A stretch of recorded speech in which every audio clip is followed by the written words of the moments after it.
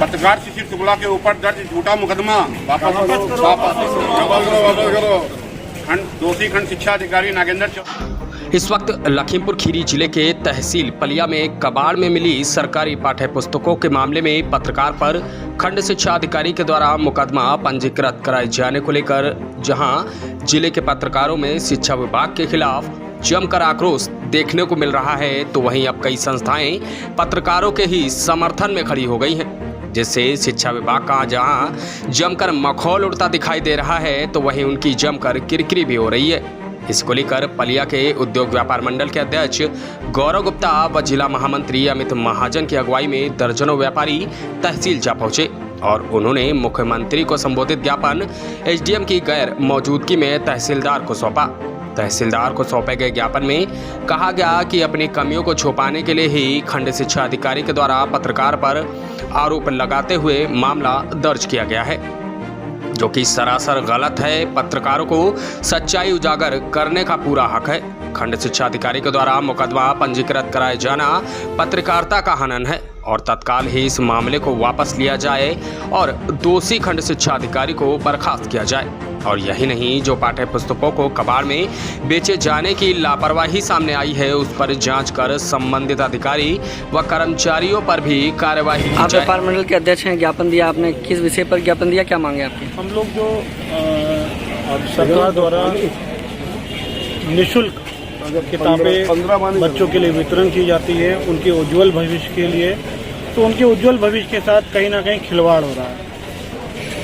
और जो खंड शिक्षा अधिकारी हैं, बड़े ही सोचने का विषय है कि पत्रकार अपना पक्ष उनके पास रखा, वीडियो उनके पास भेजी और उनसे पूछने का कार्य किया कि ये कौन दोषी है इसमें।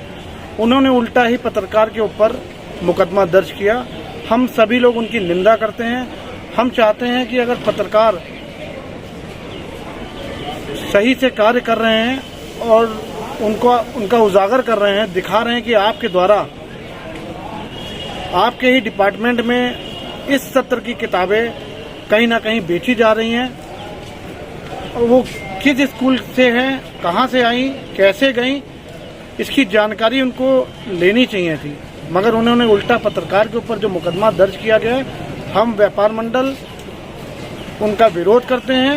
ऐसे खंड शिक्षा अधिकारी के ऊपर तत्काल सस्पेंड किया जाए और बच्चों के साथ उज्जवल भविष्य के साथ में खिलवाड़ ना किया जाए।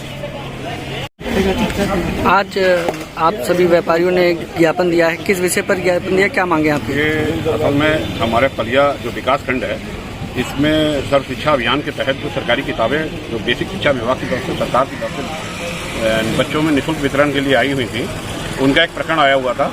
तो एक पत्रकार हैं अमृत विचार के श्री शिशिर शुक्ला जी, उनके द्वारा जो है इसकी कवरेज की गई और जो खंड शिक्षा अधिकारी हैं मिस्टर नागेंद्र चौधरी जी, उन्हीं को इसका वीडियो व्हाट्सअप किया गया ताकि वह इस घटना का संज्ञान ले। उन्होंने दोषी के विरुद्ध कार्रवाई ना करके, क्योंकि कहीं ना कहीं अगर जांच होती तो इसमें उनके विभाग के ही दोषी अधिकारी या कर्मचारी फंसते, तो उन्होंने उसको ना करके एक पत्रकार जिन्होंने सूचना दी उसी को उन्होंने उनके विरुद्ध एफआईआर करा दी, झूठी एफआईआर पलिया थाना में, वो भी धारा 420 के अंतर्गत। मैं समझ नहीं पा रहा हूँ, बड़ा हास्यास्पद स्थिति है कि जो सूचना देगा, अगर कहीं कोई गड़बड़ हो रही है, अगर वो सूचना, अगर कोई पत्रकार या कोई भी लोकतंत्र में आज प्रत्येक व्यक्ति को अपनी बात रखने का अधिकार है और सरकार को वो अवगत कराएगा। सरकार कोई व्यक्ति नहीं है, सरकार के नुमाइंदे ही होते हैं समझ विभागों के मुखिया। उन्होंने उस विभाग के मुखिया को अवगत कराया, उल्टा उन्होंने दोषी पर कार्रवाई ना करके पत्रकार के विरुद्ध कार्रवाई कर दी है। बहुत ही निंदाजनक है। नगर व्यापार मंडल पलिया माननीय कंछल जी का जो उत्तर प्रदेश उद्योग व्यापार प्रतिनिधि मंडल है, अब इस घटना की घोर निंदा करते हैं और तीव्र भर्त्सना करते हैं। साथ ही आज माननीय मुख्यमंत्री महोदय जी को संबोधित एक ज्ञापन उप जिलाधिकारी महोदय के माध्यम से उनकी अनुपस्थिति में श्रीमान तहसीलदार महोदय को माध्यम से प्रेषित किया गया है, जिसमें हमारी मांग की गई है कि जो दोषी जो खंड शिक्षा अधिकारी उनको तत्काल प्रभाव से बर्खास्त किया जाए।